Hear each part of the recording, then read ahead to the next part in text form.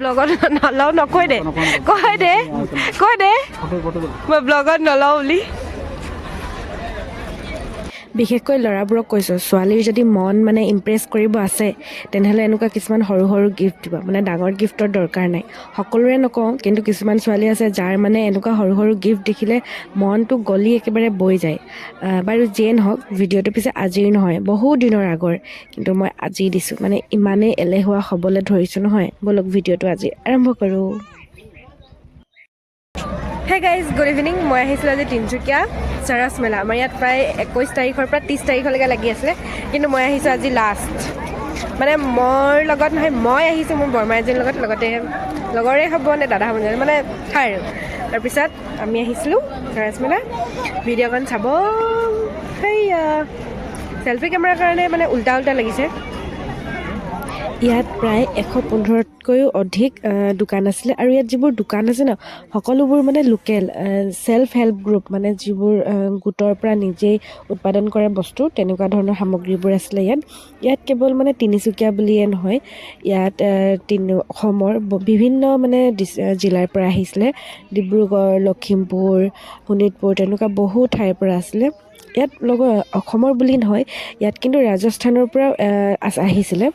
খুব ধুনীয়া ধুনীয়া মানে কাপোৰ খোৱাৰ খাদ্য তাৰ লগতে এনেকুৱা আচাৰ তাৰ লগতে কাপোৰ এইদৰে আমাৰ এইফালে তিনিচুকীয়াৰো আছিলে কিন্তু মানে খুব ধুনীয়া ধুনীয়া আছিলে বস্তুবোৰ কিন্তু যিহে দাম নকৈছোঁ আৰু এনেকুৱা সৰু সৰু বস্তুবোৰ মানে কাণফুলি তাৰপিছত ক্লাচাৰ আদিৰ পৰা বহুত মৰম লগা আছিলে কিন্তু একো নল'লোঁ শেষত মই কি ল'লোঁ জনাম বাৰু এইটো ওপৰৰ পৰা আছিলে আমি একেবাৰে শেষৰ দিন আহিছিলোঁ তো ইমান এটা ভিৰ নাছিলে মানে প্ৰায় কিছুমান দোকানটো উঠিয়ে গৈছিলে আৰু এনেকুৱা ধৰণৰ হাতেৰে বনোৱা বিচনী আদি আছিলে তাৰ লগতে বস্তুবোৰ মানে ভাল আছিলে আৰু এইবোৰ কাপোৰ হাতেৰে বোৱা আছিলে আমি এনেই চাবলৈ যোৱা নিচিনাই হ'ল শেষৰ দিন মোৰ বাৰু ভিডিঅ'টো দিয়া বহুত দেৰি হ'ল কাৰণ মানে ভিডিঅ'বোৰ মই ডিলিট কৰি দিছিলোঁ বুলি ক'লেও বেয়া নহয় চব ৰিষ্ট'ৰ কৰিব লগা হ'ল তাত খোৱা বস্তু আছিলে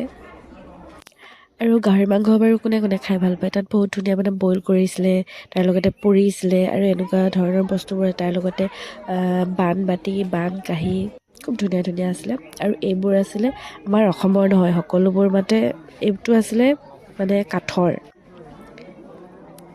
কোনে কোনে বাৰু চৰচ মেলালৈ আহিছিলে এবাৰ জনাবচোন তাত মই দুই এজনক চিনাকি পাইছিলোঁ বাৰু কিন্তু যিহে ঠাণ্ডা আমি প্ৰায় চাগে 7টা 7:30 মানত গৈছিলোঁ নেকি কিন্তু ঠাণ্ডা বহুতো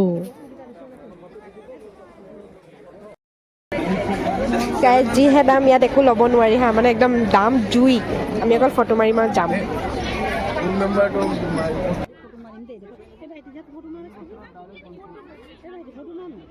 বস্তুৰ দাম ইয়াত একো ল'ব নোৱাৰোঁ মই অকল ধূপ ল'লোঁ এইটো চপেকেট আছে চাগে 100 ল'লে বাকী ইয়াত একো ল'ব নোৱাৰোঁ বহুত দাম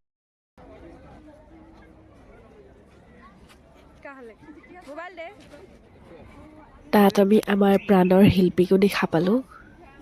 বাৰু আজিৰ ভিডিঅ'টো ইয়াতে সামৰিলোঁ বাই